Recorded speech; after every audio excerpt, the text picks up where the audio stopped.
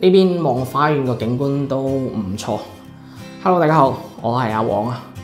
今日同大家介紹嘅呢一個單位啊，109平方，新鮮滾熱辣，一個3房2廁嘅戶型嚟嘅，南北對流。入門口呢邊入花園呢度咧就做咗個鞋櫃喺呢一度啦。隔離有個矮櫃咧，可以坐喺度換鞋嘅。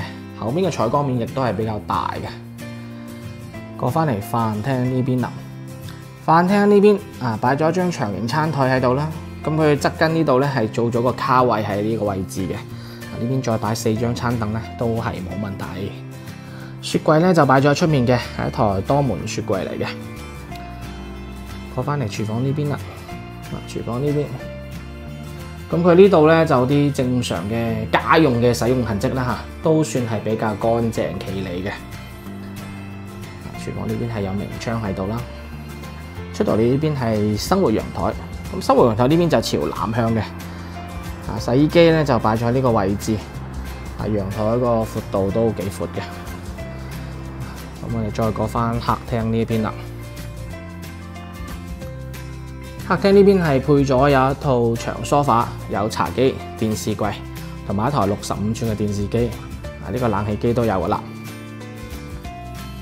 出嚟陽台呢邊，咁佢陽台咧就做咗個風窗嘅處理下。哇！呢邊咧仲擺咗張茶台喺度啦。邊飲茶邊望住入面花園嘅呢個景色，都唔錯呢個景其實。咁佢花園呢邊咧就朝北向嘅。兩邊開咗窗嘅話，其實都係做到南北對流一個效果嘅。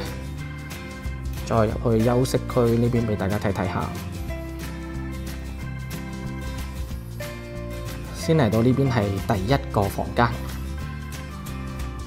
房間呢邊擺咗一張係5尺床嚟嘅，有床頭櫃咧3邊落床，隔離已經有一個高身嘅衣櫃喺度啦。